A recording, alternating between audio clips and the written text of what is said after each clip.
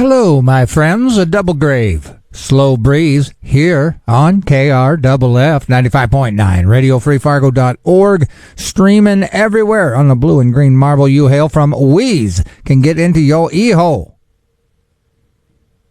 And we love to do it. Canna-Talk ND with Wilson. Every Thursday I get in here. 420, open a big fat bag of cannabis news. And rest assured, my friends, that's going to happen. 420, big fat bag of cannabis news, going to be open. And I'll tease it all the way through. We got a segment after the first musical break. We'll talk about stuff. I'm thinking about stuff. You know what I mean? But anyway, welcome. This is Thursday. In the morning is Country with Trav. Then you got Canna-Talk ND with me, Wilson, 4 o'clock, 5 to 7, Stinky Arts Music Mart, this music mix, and then we wrap the day up with Artemis Shrine. Man, I love saying it like that. But anyway, that's your Thursday. Friday, we got stuff going on every day. Keep it locked right here. KRFF 95.9, RadioFreeFargo.org. This show is brought to you by Black Cottage Alchemy. Black Cottage Alchemy on Facebook. Their products are at Tochi's downtown. And I'm not sure I can say that, but I did. Anyway, Canna-Talk ND with Wilson. I'm Wilson. 420, we open a big fat bag of cannabis news. This show is about the benefits of cannabis news in general, cannabis legalization. I've got a few stories about Minnesota, because Minnesota will become legal August 1st. That's less than a month away. You're going to be able to have 2 ounces in your pocket, and you can spin on over to Woodlawn and throw some Frisbee disc.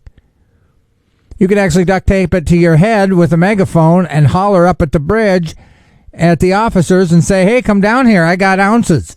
And they won't, because it's legal in Minnesota August 1st. So that's some stuff. That's interesting, isn't it? I believe God created cannabis for us to use as we see fit.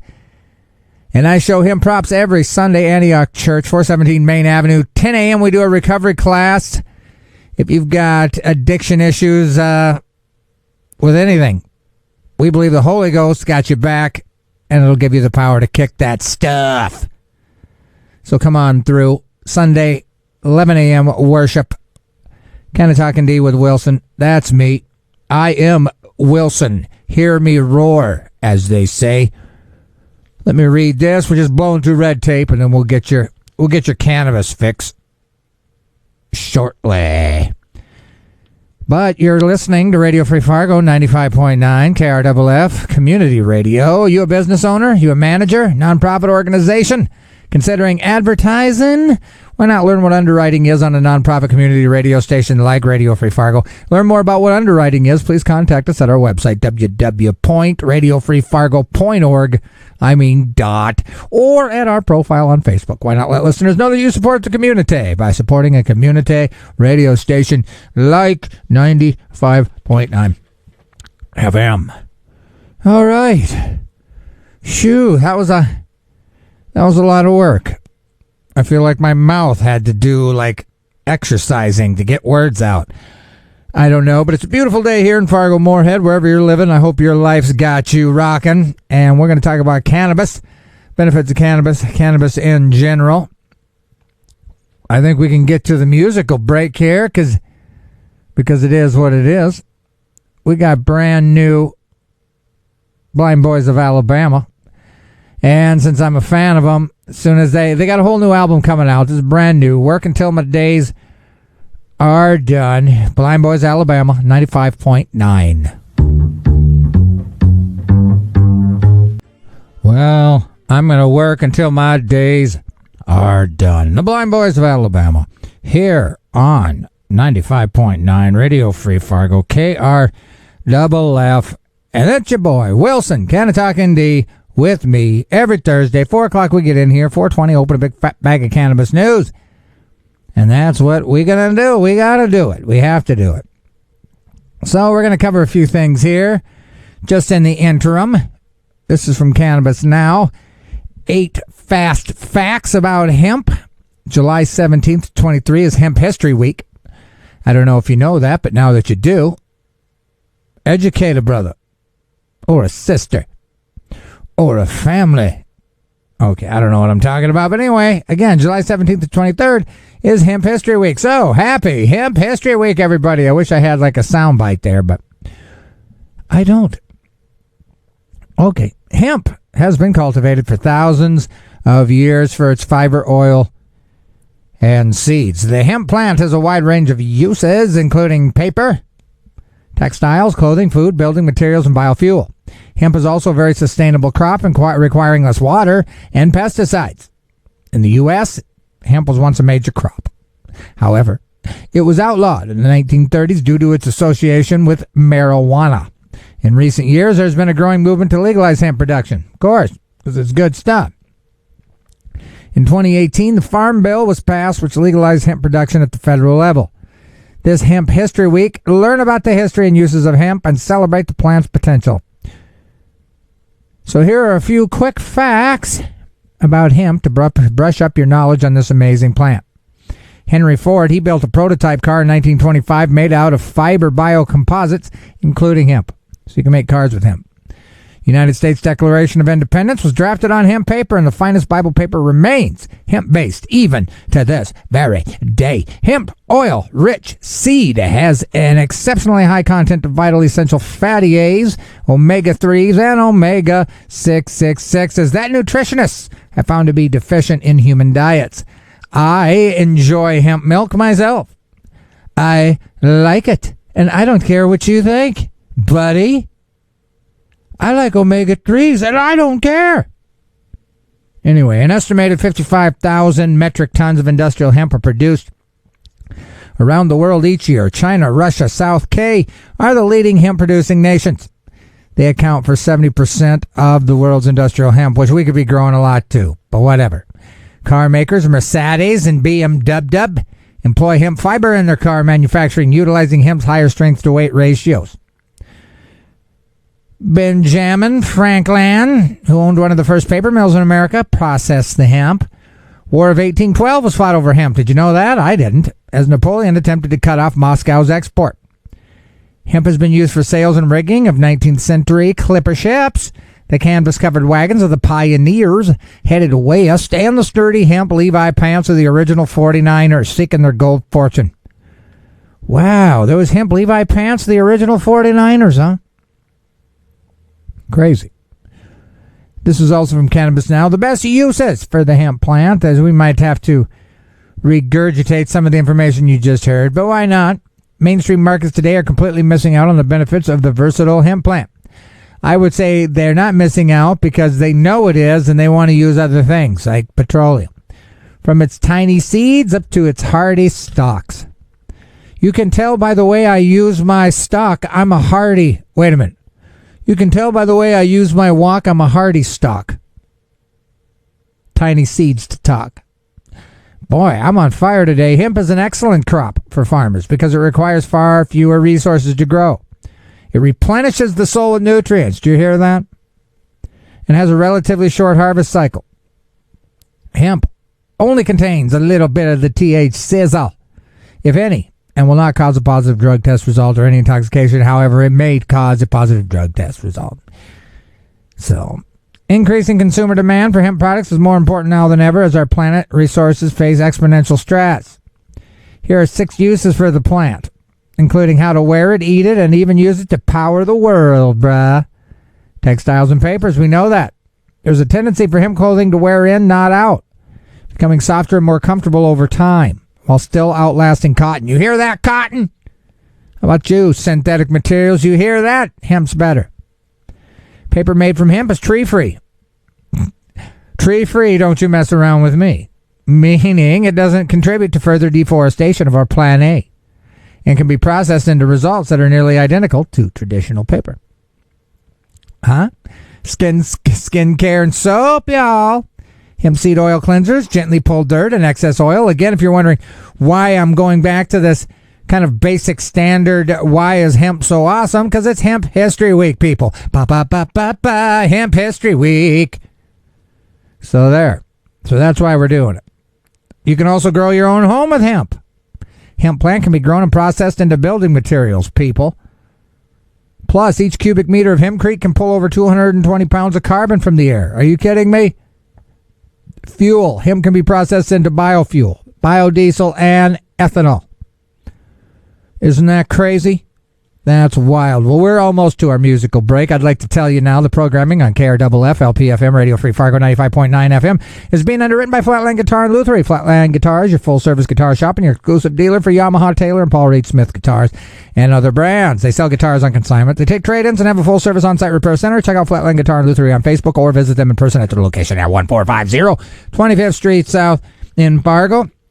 Now, I want to tell you, if you're listening to this next Thursday, I will be in St. Louis, and so this will probably be the show I put back into automation, so this will be a repeat. So next Thursday, if you're hearing me say this, then you know that's the case. I'm in St. Louis. I'm not in St. Louis right now. I'm in the studio doing Canna-Talk ND with Wilson, like I always do on Thursdays. But next Thursday, if you hear me say this, it's a repeat. I apologize, but let's all give myself a hand because I learned how to do it. If there's just music next Thursday, I didn't figure out how to do it, and I'm still working on it. Bear with me. I'll be able to get shows up when I'm not around as soon as I possibly can. And I plan to learn here before next Thursday. But I got a lot of stuff going on, and I got this stupid ADD thing I like to mention. You know, I got a disability. So there. But anyway, again, if it's next Thursday and you're hearing this, it's because I'm out of town. Now, we got a fun song to play for you before we get to 420. Here's Go by Richard, Not by Dick, Oregon Freeman, y'all. Yes, indeed. Go by Richard, not by Dick. Feel me? Oregon Freeman. How awesome is that name? Oregon Freeman, here on 95.9 KRFF. RadioFreeFargo.org, streaming everywhere in blue and green marble you hail from. We can get at you. It's 420. Time for Canna-Talk ND with Wilson. We're going to open a big fat bag of cannabis news right here, right now. So come on back. Or stay here. 95.9. Hey, it's Phil from Cannaheads. Like this episode? Hit that like button. And if you enjoy the show, hit that subscribe button to stay up to date on cannabis news, local and national. Listen live on 95.9 in the Fargo, North Dakota region from 4 to 5 p.m. on Thursday. For our non-Fargo region friends, you can listen on your favorite podcast platform. Just search Canna-Talk ND with Wilson. Now enjoy the show. Well, I'm feeling especially froggy, so let's just knock it off, shall we? Hello, everybody. Hello, me friends. Me amigos. Hola, welcome to Canna-Talk ND with Wilson, blah, blah. I am the count, 2, 3, 4, 20. But anyway, we're going to talk about some cannabis news, and I got a lot of it. So let's get started, shall we? Again, welcome to the segment I call Nothing. I don't think there's a name for this segment, but we are going to bust open a big fat bag of cannabis news, cannabis moment. Senate committee chairman says marijuana banking bill actually won't get a vote this summer despite his goal. So again, typically legislators, they build this up. It's the stinking Charlie Brown in the football. Lucy puts the football down and says, hey, we're going to get cannabis banking done this year. Charlie Brown heads for the football. She pulls it back and says, psych. So it was a bipartisan cannabis banking bill. It will not get a committee markup next week. So his panel will not be voting on the Secure and Fair Enforcement Banking Act before the start of recess beginning on July 31st. So Murphy told Cannabis Moment that he posed a question, leaving a hearing on Thursday, jokingly asking whether he should make vacation plans early or if safe banking would be receiving a markup. After the end of this month, the Senate isn't scheduled to return until September 5th. Brown himself said in early June that he hoped to hold a markup of the bill in the next 2 or 3 weeks. That's not going to happen. So once again, safe banking is not a reality. High times. Gigi or Gigi, however you want to pronounce it, or Guy, maybe. Jai Hadid, busted for cannabis in Cayman Islands. Supermodel Gigi or Gigi or Guy and a homegirl were arrested in the Caribbean nation after arriving from NYC via private plane, which is how fashion models named Gigi travel. They got some cannabis charges in the Cayman Islands. After appearing in court and paying a fine, the pair continued their vacation and have since left that stinking nation, according to multiple media reports. Hadid, a self-described Nepo baby, I don't know what that means. Her father's I don't know what it means. What's a Nepo baby? Don't call in. I can't answer the phone. But anyway, she rode with her friend Leah after they arrived in a private plane. During the search of their luggage, ganja and utensils used for the consumption of said ganj were found in the luggage. Quantities were small, and they add relatively, so, maybe these girls get down, and were seemingly for personal consumption. 2 women were arrested, taken to a detention center where they were released on bail. 2 days after their arrival in the Caymans, they were charged with suspicion of importation and importation of utensils. They paid $1,000, and they were then released with a clean record. Rhonda, the rep, told Washington Post the supermodel had purchased the cannabis with a medical cannabis recommendation and noted the medicinal use of cannabis has been legal in Grand Cayman since 2017. Once free, they were spotted at a karaoke bar. Well, bless their little self-absorbed hearts, huh? This is Ganjapreneur. New York City business owner fined more than $400K for illegal cannabis sales.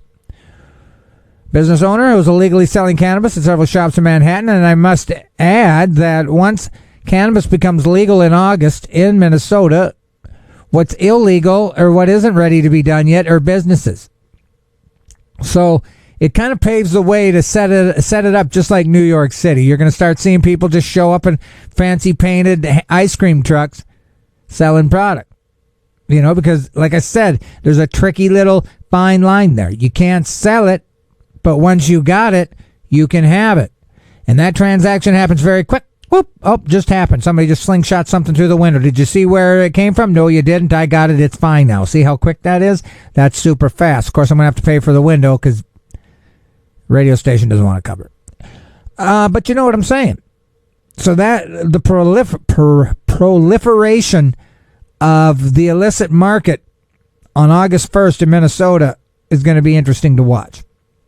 I was going to try to read an article from La Crosse, and they have a bridge just separating them from Minnesota.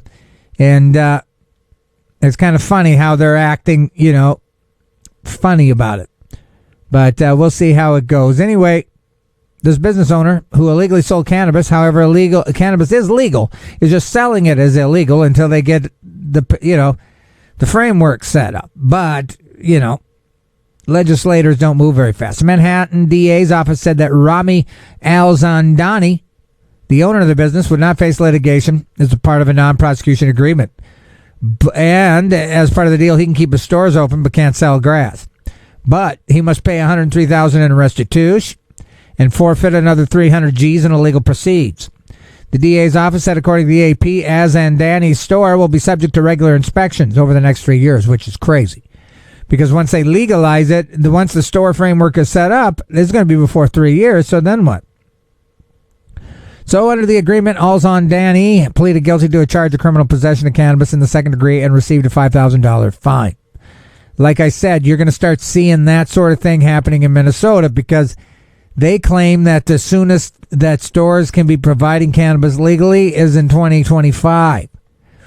But you can legally hold cannabis in your pocket next month. So there's going to be a disparaging thing between wanting and having and getting.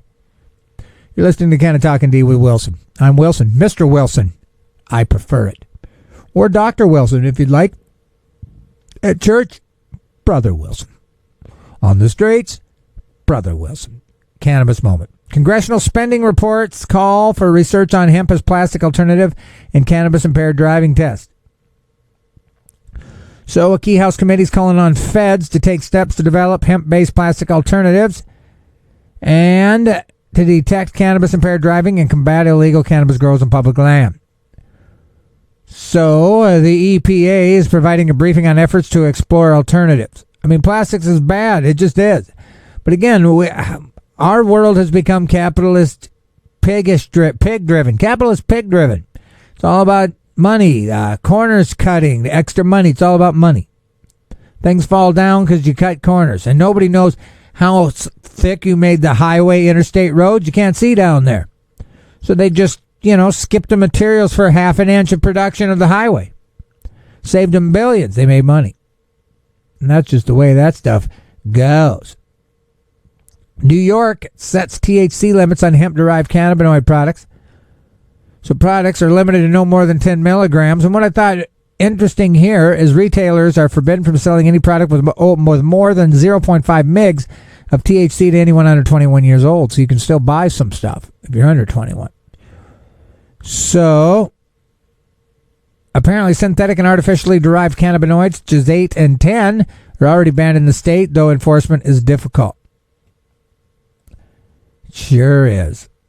All right, well, here we got Cannabis Now. Department of Justice report shows 61% decline in federal cannabis prisoners.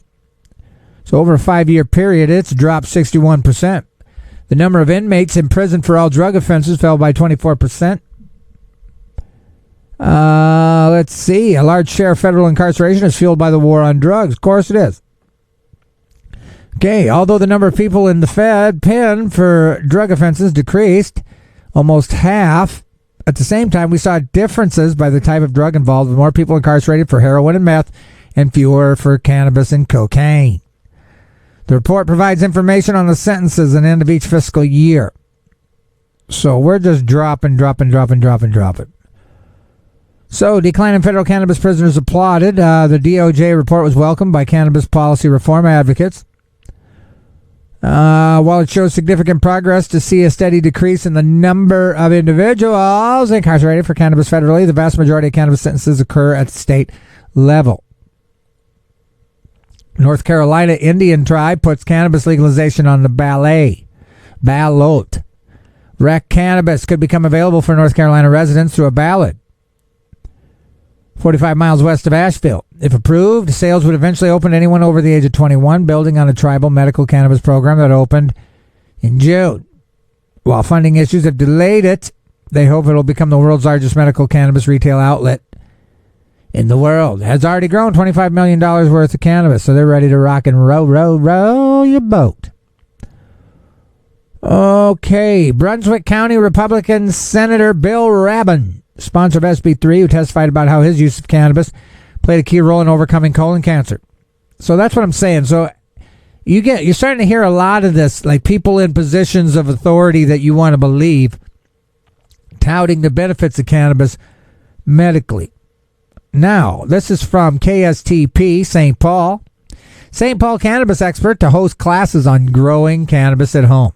Now, this seems interesting. Minnesota, as you know, became the 23rd state in the country to legalize cannabis. And there will be big changes when the law officially takes effect August 1st. So that's in just like a couple weeks.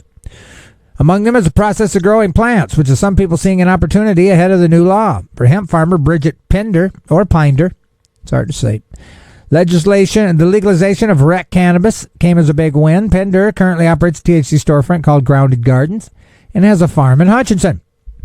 I have a lung disease. I've been using cannabis since I was about 17. See, I love these sentences because this almost seems like an oxymoron, right? You have a lung disease, but yet you're utilizing cannabis, right? And so for me, it's important to be able to grow your own because I know what I'm putting in and on those plants. Here, Pinder. For those getting in on the green rush, they are now turning to Pinder and her expertise. She's going to host classes. All right? They're going to get 4 plants, soil made by the business, a tent, a light, fans, and a programmable system. So you're going to be ready to rock. All right? On top of that, students will get a second class once the plants go into the flowering phase. Isn't that neat? Each person will have to pay $1,100 with the tent, $500 without the tent. And I'd say that's a good deal. I'd say. Because that tent's going to just, is a gift it's going to keep on giving. And that programmable system. Lights and fans.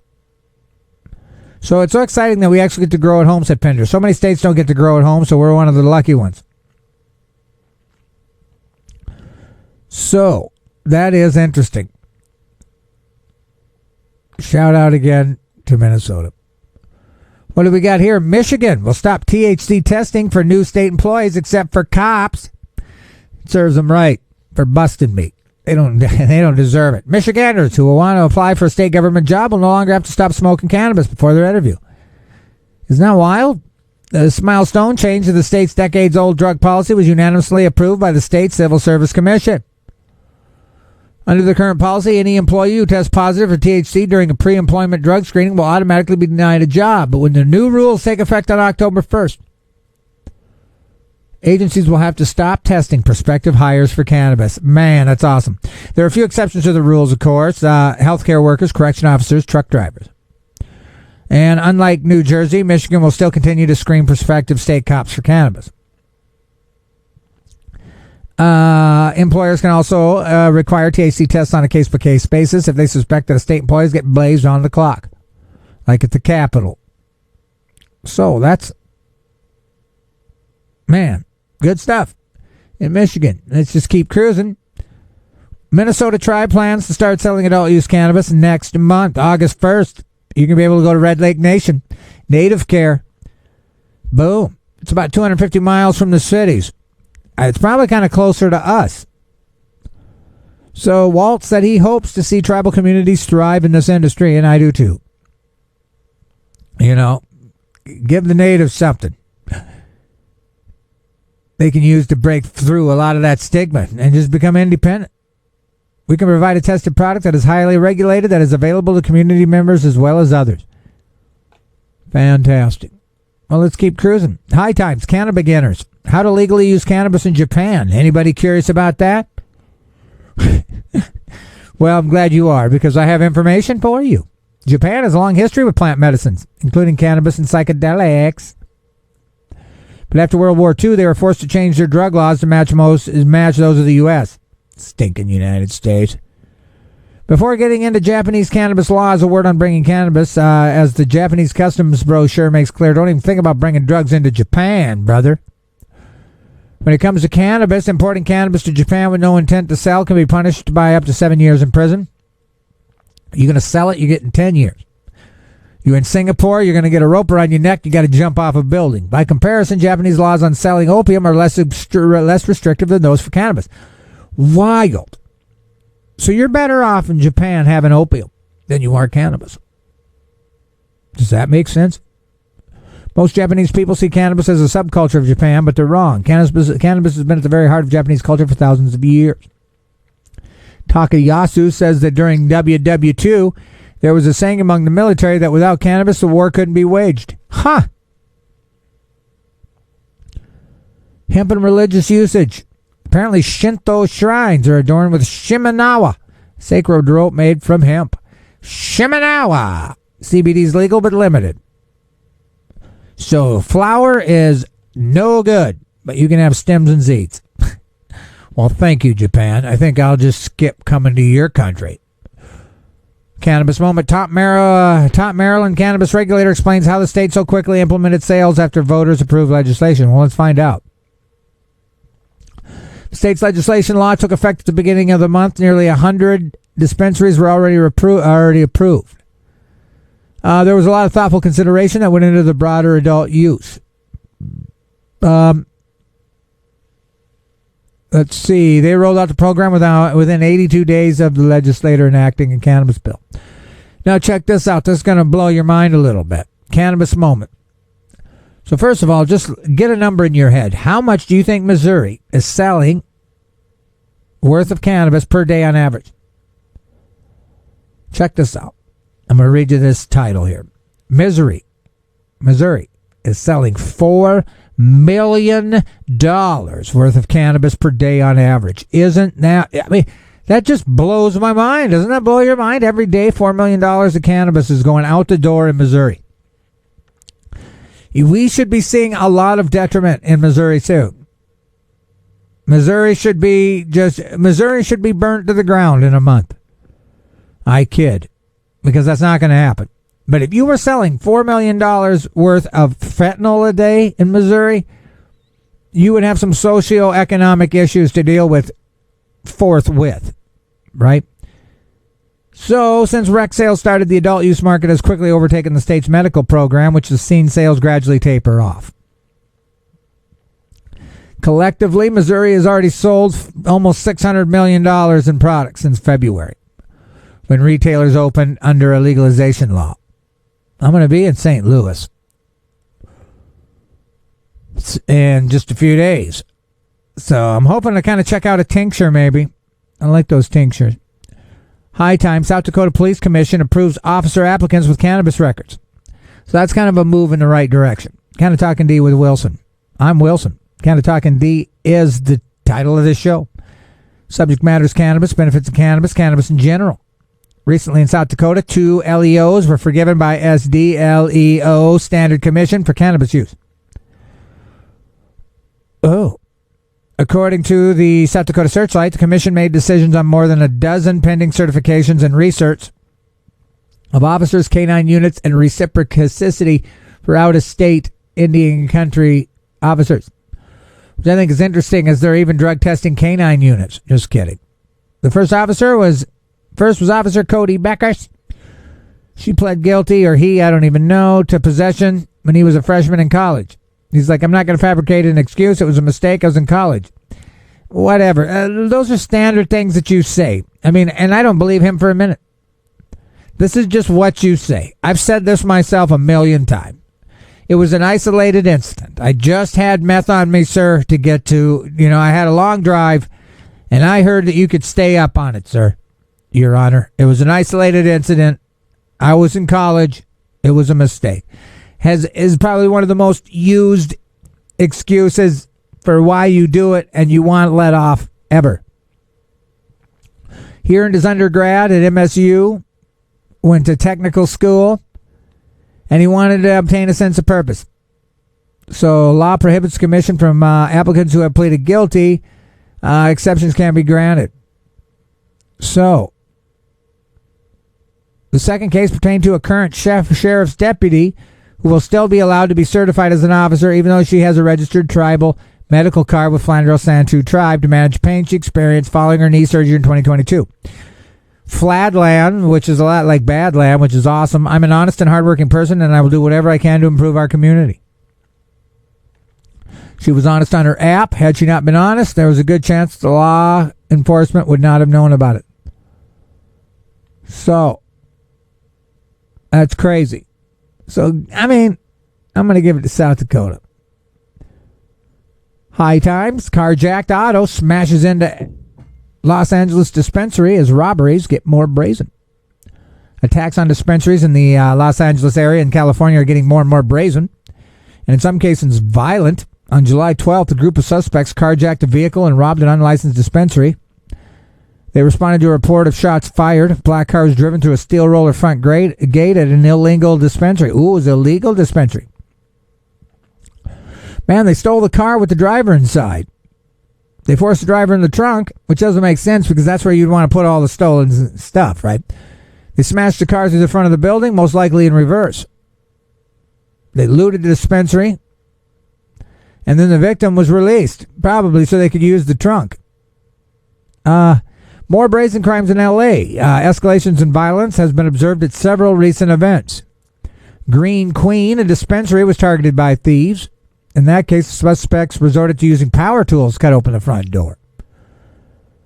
When this keeps happening, we're not corporate funded, so we're barely surviving, see, because they can't afford it.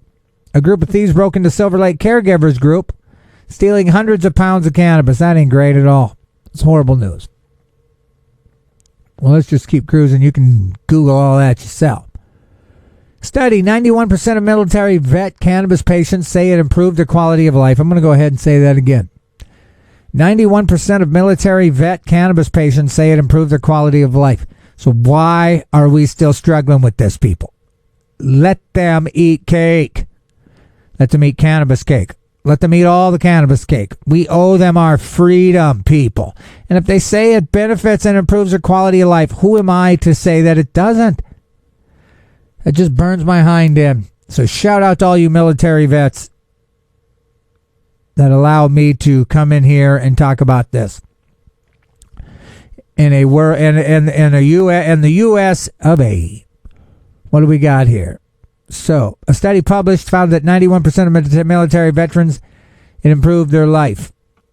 So, many respondents said they consume cannabis to reduce use of over-the-counter meds, antidepressants, anti-inflammatories, and other prescription meds. 26% suffered from PTSD, anxiety, and depression, all handled with cannabis. So let's get it into the hands of our vets, shall we? The cannabis moment. Family of American jailed for medical cannabis in Russia presses Congress and Biden administration to free him. Mark Fogel. Free Mark Fogel. Free Mark Fogel. Mark Fogel must go home. Mark Fogel staring down a 14-year sentence in a penal colony on a cannabis charge. Same thing that Brittany Griner got out for. All right? He's a teacher. He was about to begin his 10th and final year of teaching at Anglo-American School of Moscow, closing out a 35-year career teaching abroad in Malaysia, Mexico, whatever. This guy's awesome. He then planned to retire with his wife. Teacher will turn 62 later this month, suffering from chronic pain after multiple surgeries. And he refused to take opioids. That will be another birthday he probably spends in a penal colony, which makes me very sad, said Lisa, his sister. I worry about his health. He's not that healthy to begin with. So we've got to get him out of there. Danes wrote, Mark Fogel has been wrongfully detained in Russia since 2021. We got to get him out. Let's see. Wall Street Journal reporter Evan Gershkovich, Trevor Reed, and Paul Whelan. Man, there's more people than we think in Russia. But anyway, I'm going to wrap this up. Canna-Talk ND with Wilson. Every Thursday I get in here. This is my last article. We're going to end it with a cocaine bang. High times. Coast Guard seizes 223 pounds of cocaine from boat headed toward Long Beach. It's never a happy ending if you're a Colombian drug smuggler and your boat breaks down. It's all fun and games until your boat breaks down and you've got 223 pounds of cocaine on you. The vessel, an open outboard powered fishing boat, broke down on the 4th of July off the Colombian coast. And it's far from the first boat filled with cocaine to do so. Apparently, Colombia's coke production rose in 2021 to its highest level ever. Needless to say, the two folks aboard the ship didn't have their cocaine-dusted 4th of July American dream. Whoever wrote this article sucks. But anyway, the rescuers helped them, but then they snitched. So they didn't want to get in trouble, so they snitched. Coast Guard searched the boat and found all the cocaine. And it's funny because Lieutenant Commander Keith says the operation exemplifies the outstanding interagency collaboration. It has nothing to do with the Coast Guard and CBP. Interagency collaboration. Got nothing to do with that. You guys didn't do squat. People that snitched it. You guys just followed up on a call, bruh. Colombia's leftist president, Gustavo, isn't in favor of illegal drug smuggling, but he has made some interesting points about the environmental effects of the war on drugs. He says the forest that should be saved is at the same time being destroyed. They destroyed the coca plant. They throw poison such as glyphosate that drips into our water. They arrest their cultivators and then imprison them. The jungle is burning, gentlemen, while you wage war and play with it. The jungle, the climatic pillar of the world, disappears with all its life. The great sponge that absorbs the planetary CO2 evaporates. The jungle is our savior, but it is seen in my country as the enemy to defeat, as a weed to be extinguished. Rather than blame the plant, Petro has suggested expanding voluntary crop substitution programs and regulating narcotics by focusing on gangs. What is more poisonous for humanity, cocaine, coal, or oil? The opinion of power has ordered that cocaine is poison and must be persecuted, while it only causes minimal death from overdoses. But instead, coal and oil must be protected even when it can extinguish all humanity. So, and meanwhile, back home in America, cocaine remains only a Schedule II drug, while cannabis continues to clock in at Schedule I. Wrap your brain around that, my friends. Programming on 95.9 Radio Free Fargo, KRFLP FM is being underwritten by Drummer's Journey. Drummer's Journey offers percussion instruments, hardware, electronics, accessories, and more. They have full service for drummers, including repair, custom building, and lessons. Drummer's Journey is located at Highway 10 East Small and Moorhead, Minnesota. Their hours are Monday through Thursday, 11 to 7, Fridays and Saturdays, 11 to 5, Sundays, noon to 5. For more info, check drummersjourney.com. They have a profile on Facebook. All right. Our last little ditty is by Alabama 3. This is called The Lord Stepped In, 95.9. That's when the Lord steps in. Alabama 3 here on KRFF 95.9, RadioFreeFargo.org here in Fargo, Moorhead. Canna-Talk ND with Wilson is wrapping up. We got Stinky Arts Music Mart on deck, and I can assure you, as my nose kind of just quivers and shakes, that Stinky is in the building. So put your anti-smell seatbelt on and get ready for the next couple hours of Stinky Arts Music Mart. I'm on my way out the door. I won't be in next Thursday. I'll be in St. Louis getting my Pentecostal on. And so I'm hoping to figure out how to get this show into automation. So you will be listening to this again next Thursday. I apologize, but this was a pretty good one. But anyway, educate yourselves on the benefits of cannabis so you can educate others on said benefits. I won't be in next Thursday, but I hope to be playing this show again. If not, it'll just be music, and I apologize for that. But again, Stinky Arts Music Mart is on deck. I'm out the door. Be good to yourselves. It's David Allen, Judgment Day. Peace.